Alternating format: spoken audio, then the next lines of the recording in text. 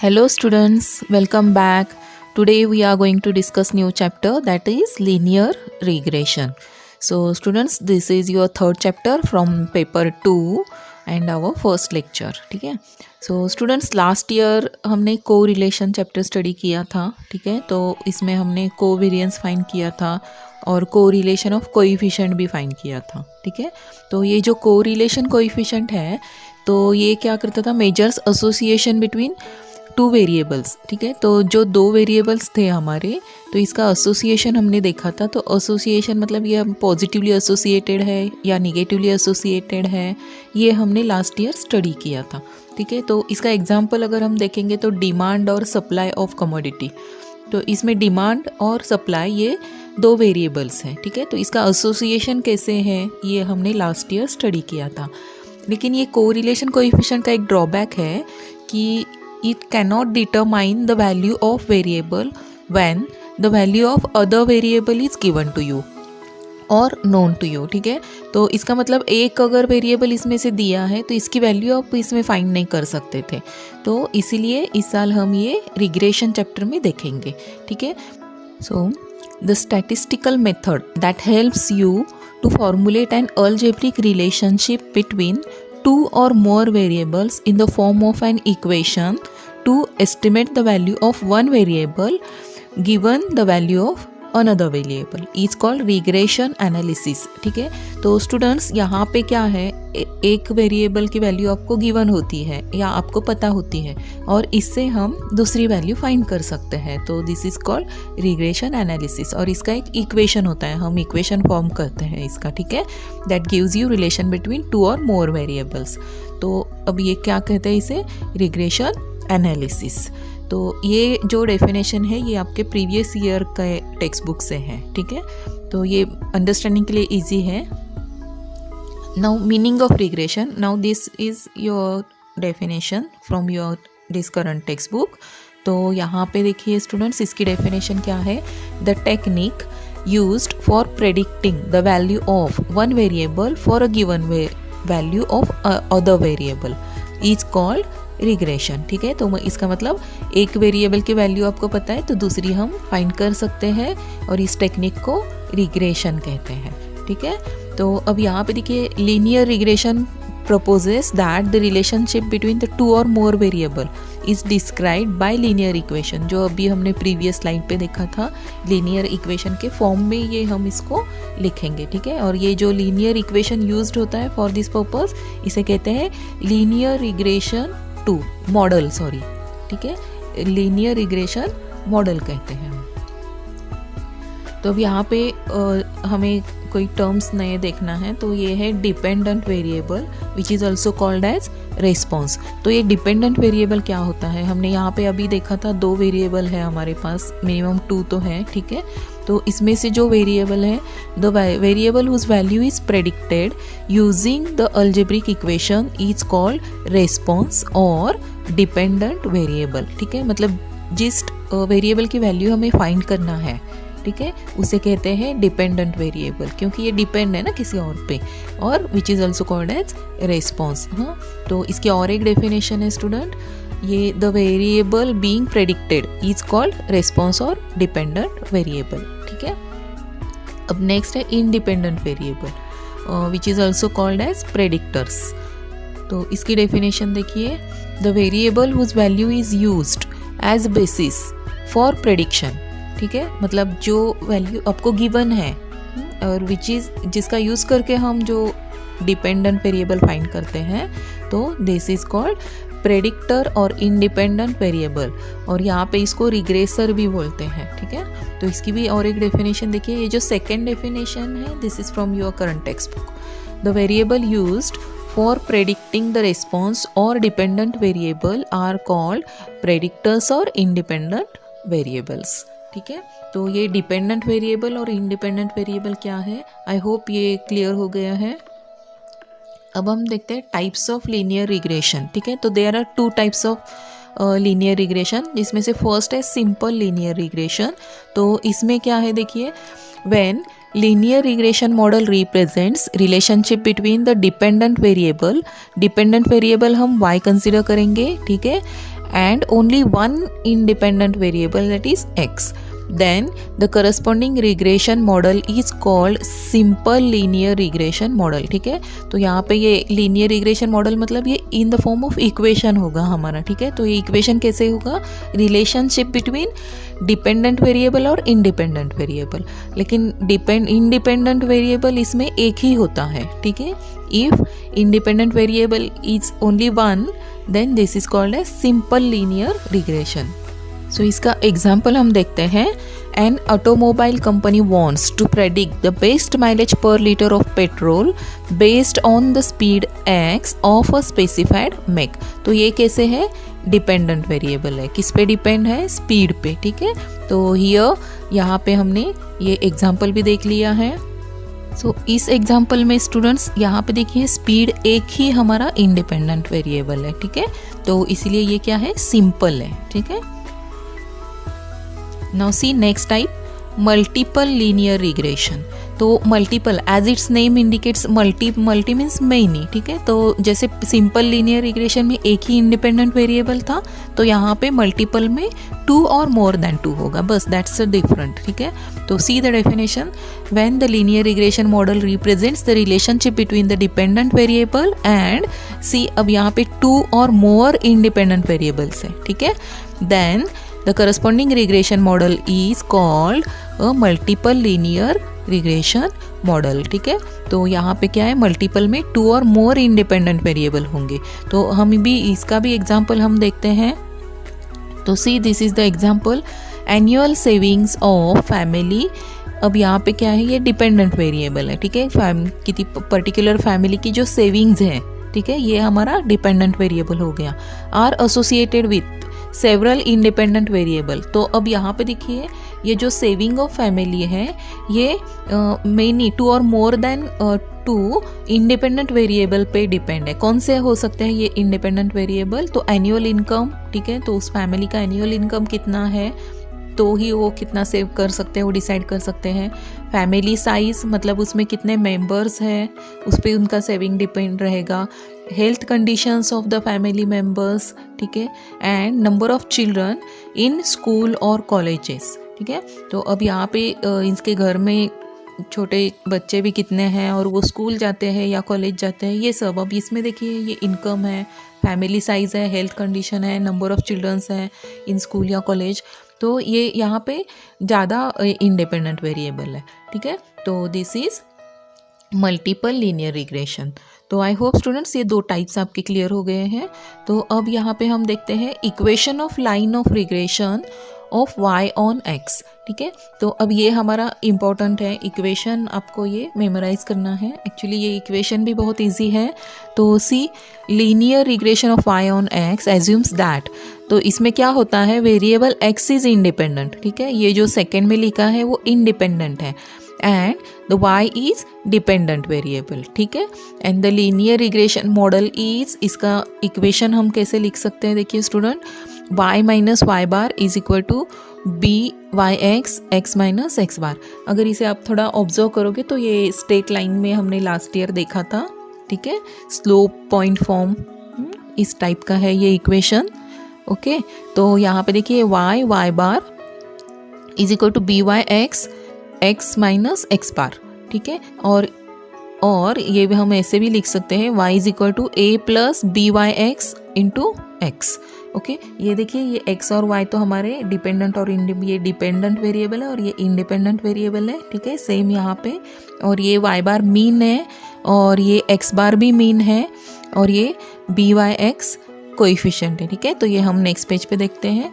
इसका यहाँ पे जो a लिखा है हमने, ये जो a, तो ये a क्या होता है, y bar minus b y x into x bar.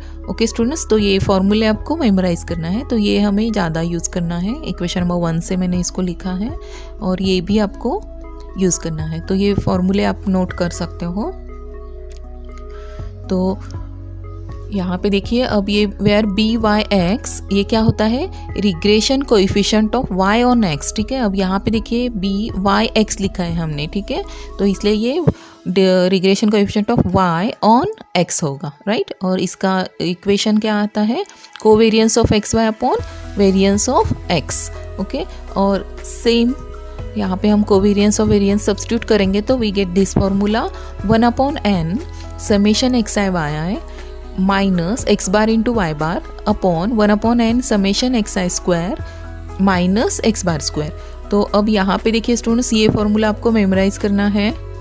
This is very very important formula, क्योंकि अब हम जो सम सॉल्व करेंगे तो इसमें आपको ये फार्मूला यूज़ करना है और ये बी वाई एक्स वाली टर्म कैलकुलेट करना होगा। तो ये फार्मूला इजी है स्टूडेंट, देखिए 1/n है और summation x i y i minus x bar y बार, और यहाँ पे बी वाई एक्स है, तो यहाँ पे आएगा एक्स आई स्क्वायर और ये आएगा एक्स बार स्क्वायर।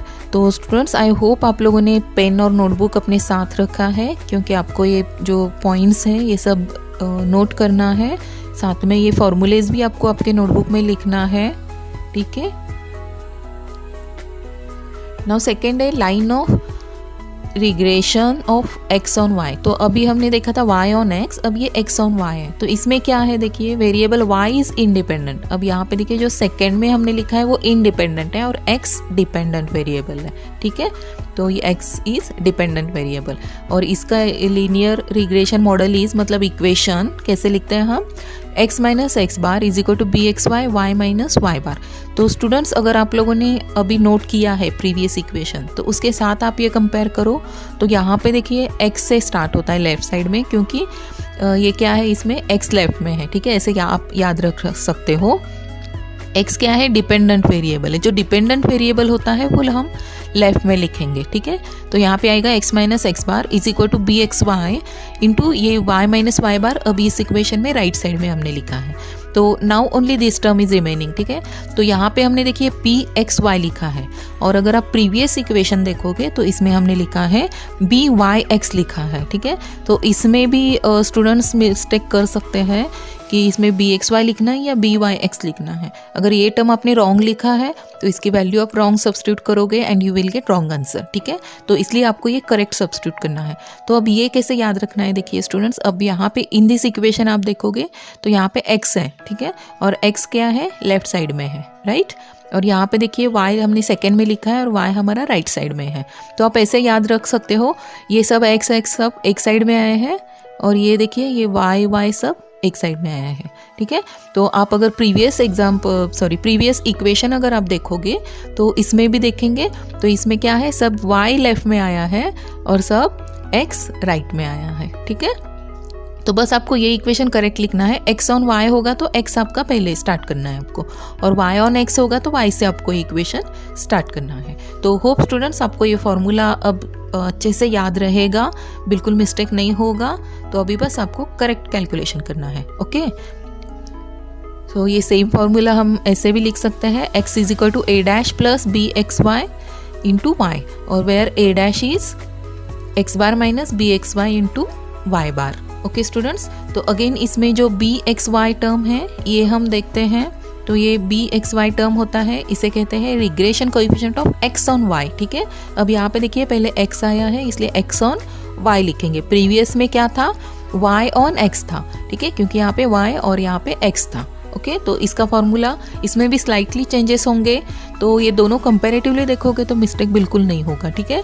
तो अब यहाँ पे देखिए b x y is equal to covariance of x y, numerator same है, प्रीवियस में भी कोवेरियंस ऑफ एक्स वाई ही था, और यहाँ पे डिनोमिनेटर है वेरियंस ऑफ y, ठीक है। तो अब यहाँ पे देखिए सेकेंड में y आया है तो ये डिनोमिनेटर पे आया है, ठीक है। ऐसे याद रखो आप लोग स्टूडेंट्स।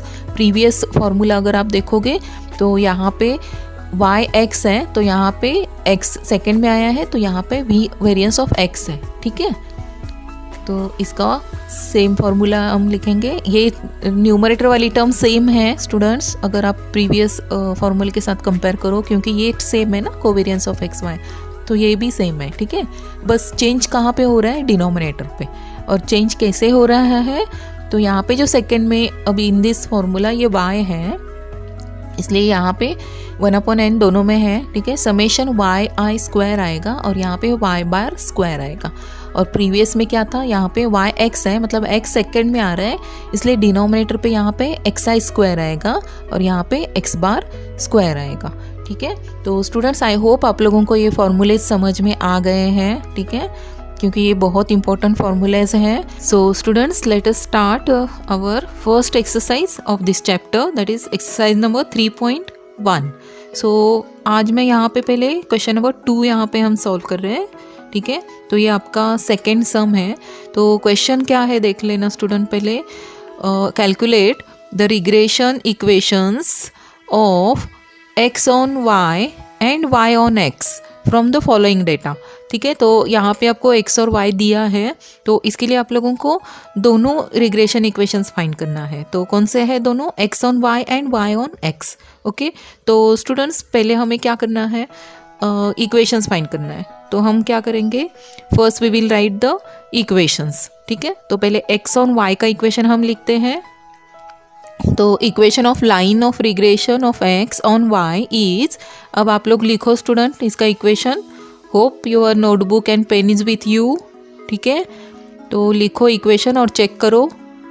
ठीक है, तो ये आपका इक्वेशन है, x minus x bar is equal to b x y into y minus y bar. ठीक है, तो अब यहाँ पे देखिए ये x ऑन y है, इसलिए x हमने लेफ्ट साइड में लिखा है, और ऑन y है इसलिए y हमारा क्या है, राइट साइड में आया है. ओके, तो और ये x यहाँ पे बी एक्स वाई में x लेफ्ट में रहेगा और y राइट में रहेगा. ठीक है, तो ये हो गया equation of line of regression of x on y. अब similarly students y on x के लिए इक्वेशन लिखो. ठीक है, तो क्या चेंज करना है, करेक्ट, यहाँ पे क्या आएगा, y आएगा और यहाँ पे x वाली टर्म आएगी, और यहाँ पे instead of b x y यहाँ पे बी वाई एक्स यहाँ पे हमें लिखना है. तो ये हमारे दो इक्वेशंस हैं. ठीक है, तो हमें ये दोनों इक्वेशंस सॉल्व करना है. तो यहाँ पे हमें रिक्वायर्ड टर्म कौन से है, देखो x हमें एज इट इज़ लिखना है और ये y भी हमें एज इट इज़ लिखना है. ठीक है, तो अब रिमेनिंग टर्म कौन से है, x बार. ठीक है, तो x बार मतलब मीन होता है. ठीक है, और मीन पता है आप लोगों को कैसे फाइंड करते हैं. तो अब यहाँ पे देखिए ये x है, हाँ, तो हम यहाँ पे पहले नंबर ऑफ ऑब्जर्वेशंस काउंट करते हैं. तो ये 1 2 3 4 और ये 5. ठीक है, तो n is equal to 5. Number of observations कितने हैं हमारे, 5. तो n हमारा 5 आ गया है. और x बार कैसे फाइंड करते हो, इसकी सम अप करोगे x के सब वैल्यूज़ की और डिवाइड बाय 5 करोगे. ठीक है, तो you will get x bar. Then similarly y bar के लिए आपको क्या करना है, ये y के जो आपको डेटा दिया है y के लिए उसको आपको ऐड करना है और divide by n is again 5. तो आपको y बार मिल जाएगा. ओके, तो अब और रिमेनिंग टर्म कौन सी है यहाँ पे, बी एक्स वाई. ठीक है, तो ये इसके लिए अलग से फॉर्मूला है, वी नो दैट फॉर्मूला. और यहाँ पे सेकेंड इक्वेशन के लिए क्या रिक्वायर्ड है, देखिए अगेन y बार और x बार. तो यहाँ हमने ऑलरेडी कैलकुलेट किया है, तो सेम हमें यहाँ पे लेना है. और यहाँ पे क्या है, बी वाई एक्स. ठीक है, तो बी वाई एक्स हमें again we know the formula. तो अब हम क्या करते हैं, ये दोनों के फॉर्मूलेज लिखते हैं और उसके बाद हमें पता चलेगा कि नेक्स्ट हमें क्या करना है. तो this is your formula, b x y is equal to 1/n summation x i y i minus x bar y bar upon 1/n summation y i square minus y bar square. ये b x y के लिए था. ठीक है, तो similarly हम B y x के लिए फॉर्मूला लिखेंगे. तो इसमें चेंजेस कहाँ पे करना है आपको, बस यहाँ पे. ठीक है, डिनोमिनेटर पे. तो यहाँ पे इंस्टेड ऑफ y आपको x लिखना है. तो x summation x i square और यहाँ पे आएगा x बार स्क्वायर. ठीक है, तो हम वो भी फॉर्मूला यहाँ पे लिख के रखते हैं. तो अब हमें ये टर्म्स फाइंड करना है. ठीक है, पहले क्या फाइंड करना है, summation x i y i find करना है. ठीक है, ये हम बाद में फाइंड करते हैं x बार y बार. पहले ये समेशन वाले टर्म्स देखते हैं कौन से हैं. तो समेशन एक्स आई वाई आई और ये समेशन वाई आई स्क्वायर, और यहाँ पे तो ये सेम टर्म है समेशन एक्स आई स्क्वायर. तो हमें कौन से 3 टर्म्स फाइंड करना है अभी, समेशन एक्स आई वाई आई, उसके बाद समेशन वाई आई स्क्वायर और summation of x i square. तो समेशन मतलब एडिशन, आपको पता है. ठीक है, तो ये आपका गिवन डेटा है. तो अब हमें टेबल बनाना है ये सम फाइंड करने के लिए. ठीक है, ये तीनों सम हमें फाइंड करना है और इसके लिए हमें टेबल बनाना है. तो टेबल में फर्स्ट 2 कॉलम कौन से हैं, जो गिवन है आपके एक्स और वाई के. सॉरी, अब नेक्स्ट हमें क्या करना है, एक्स इंटू वाई करना है, ठीक है। मतलब क्या है, एक्स आई वाई आई, तो ये दोनों का मल्टीप्लिकेशन हमें नेक्स्ट कॉलम में लिखना है।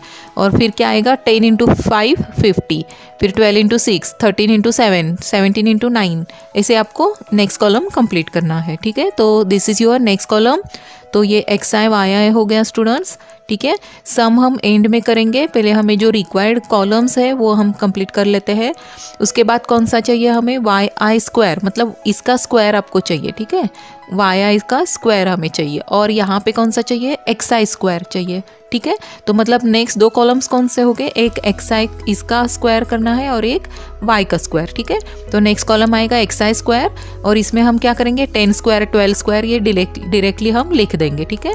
तो नेक्स्ट कॉलम है एक्स आई स्क्वायर, ठीक है। तो देखो ये कॉलम कैसे कंप्लीट किया है, 10 का स्क्वायर 100, 12 का स्क्वायर 144, देन 13 का स्क्वायर 169 एंड सो ऑन, ठीक है। तो इन दिस वे हमने ये कॉलम भी कंप्लीट कर लिया है। अब रिमेनिंग कॉलम है वाई आई का स्क्वायर, ठीक है। तो ये भी हम करते हैं। तो this is your y i square.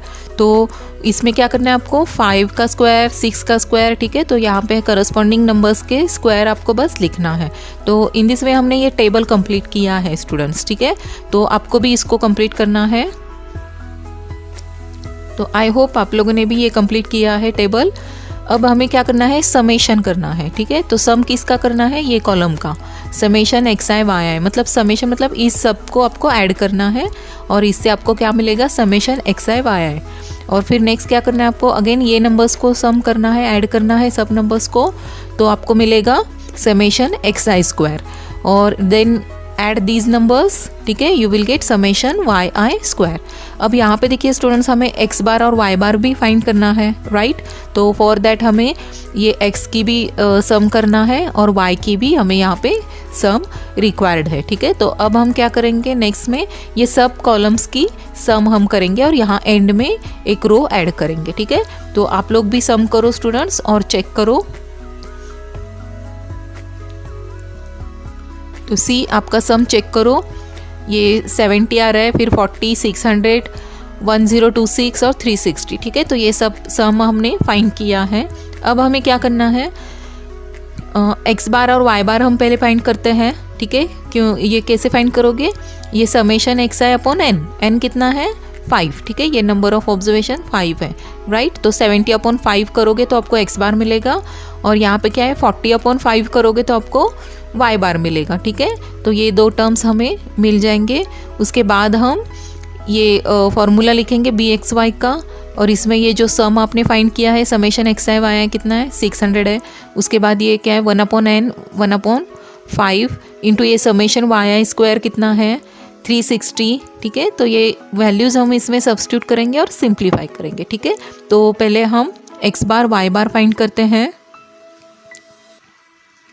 तो यहाँ पे मैंने इक्वेशन 1 लिखा है फिर से, ठीक है। तो सी यहाँ पे हमने एक्स बार फाइंड किया है समेशन एक्स आई अपॉन एन, मीन, ठीक है। बार, ये एक्स बार मतलब मीन ही आपको फाइंड करना है। तो 70 समेशन एक्स आई, प्रीवियस आपने जो कॉलम बनाया था फर्स्ट कॉलम टेबल का, तो इसमें देखो आप फर्स्ट है 70 अपॉन ये 5 नंबर ऑफ ऑब्जर्वेशंस है, so that is equal to 14, ठीक है। तो एक्स बार हमें कितना मिला 14।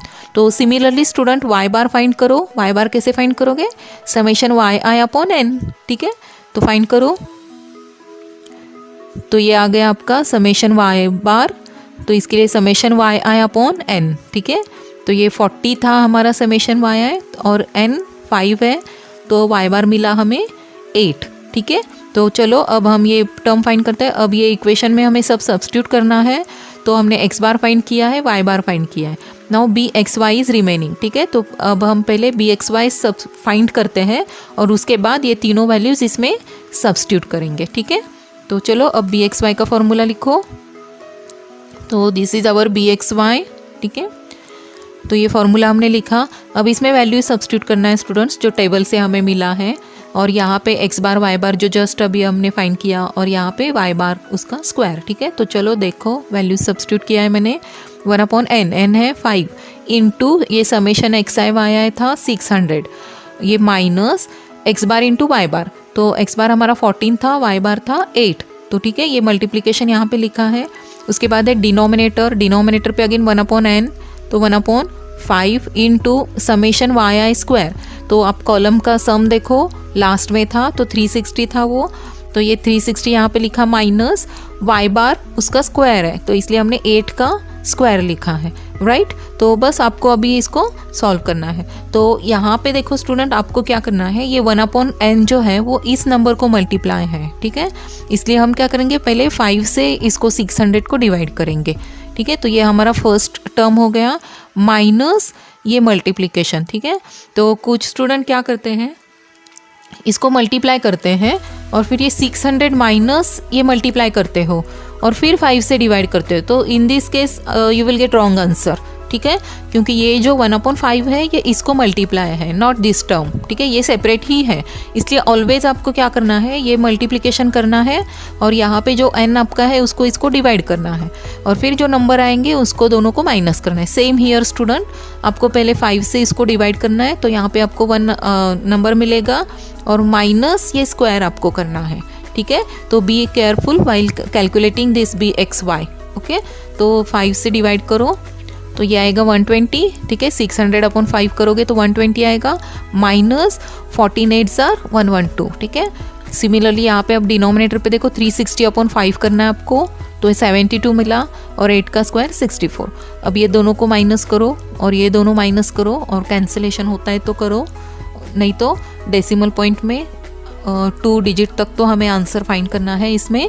तो अब यहाँ पे 8/8 1 मिल रहा है, तो bxy इज 1, ओके। तो अब हम क्या करेंगे, now you know x bar, you know y bar and you know bxy। तो बस इक्वेशन 1 में सब्स्टिट्यूट करो, आपको फर्स्ट इक्वेशन मिल जाएगा।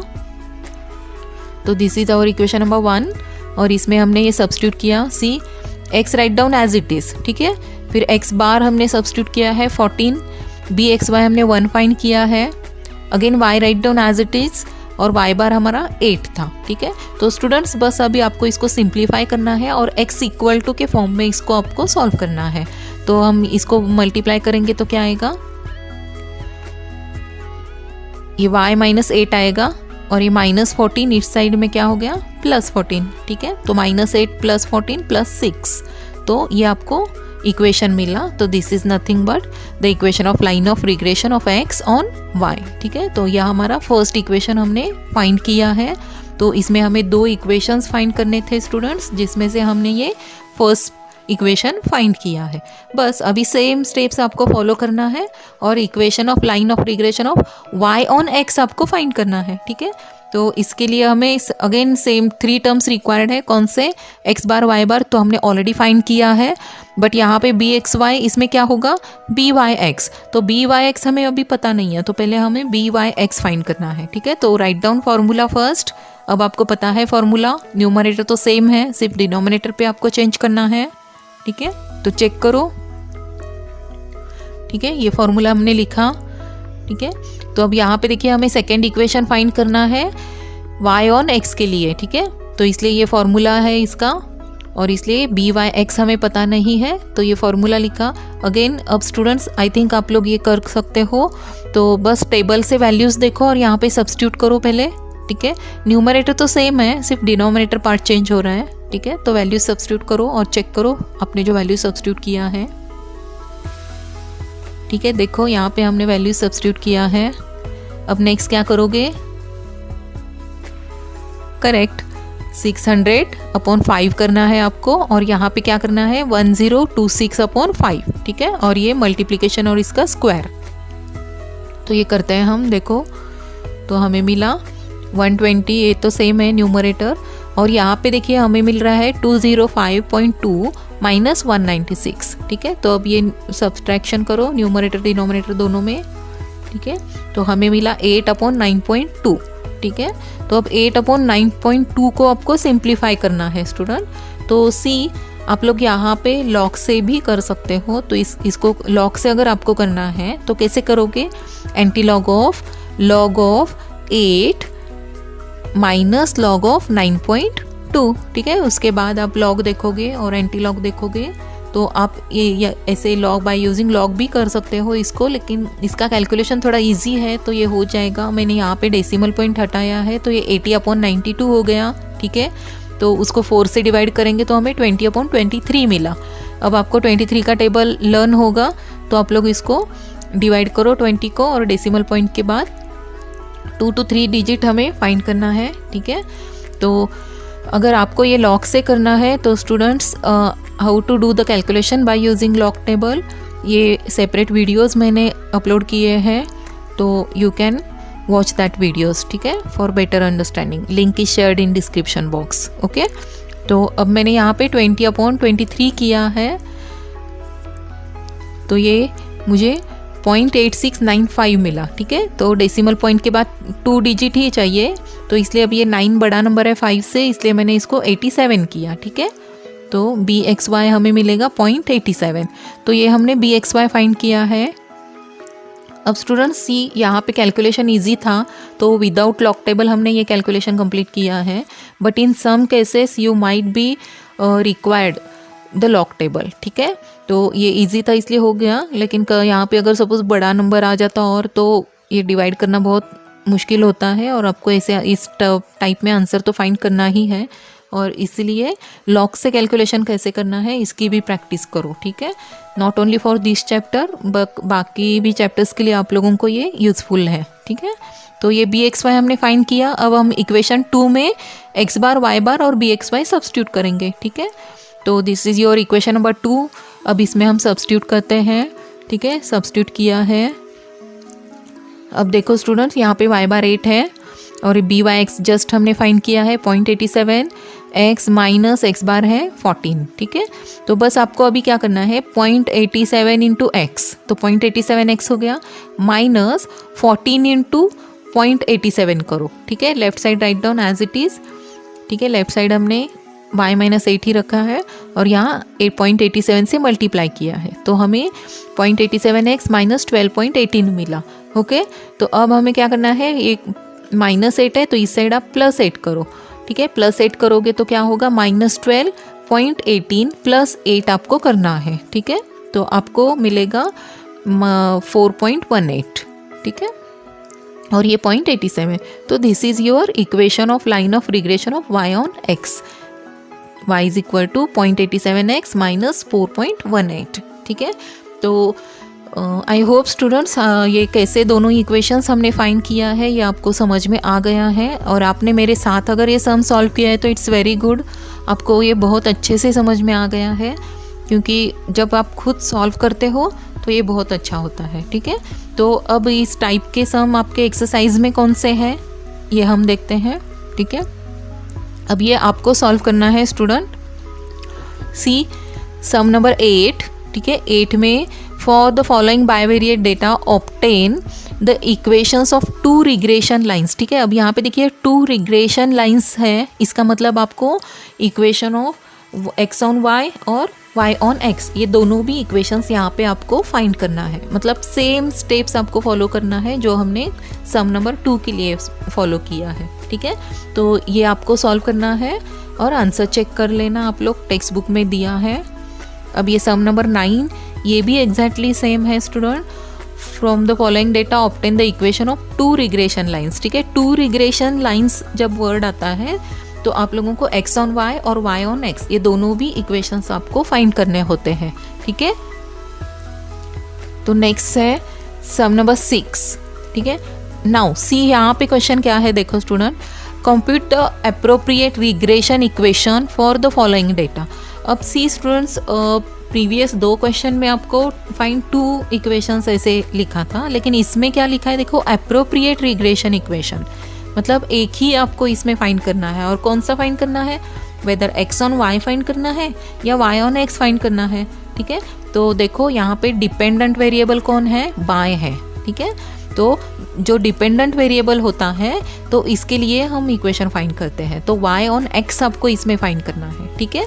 अब यहाँ पे x इंडिपेंडेंट है और डिपेंड कौन है, y है, ठीक है। और इसलिए इन दिस क्वेश्चन आपको बस एक ही पार्ट सॉल्व करना है, दैट इज आपको सिर्फ इसमें equation of line of regression of y on x एक ही फाइंड करना है, ठीक है स्टूडेंट। एक्स बार बाय बार तो फाइंड करना ही पड़ेगा आप लोगों को, और फिर सिर्फ बी वाई एक्स आपको फाइंड करके इक्वेशन में सब्स्टिट्यूट करना है, तो आपको इसका आंसर मिल जाएगा। लेकिन टेबल तो सेम बनाना है, लेकिन बस इसमें आपको एक कॉलम कम हो जाएगा।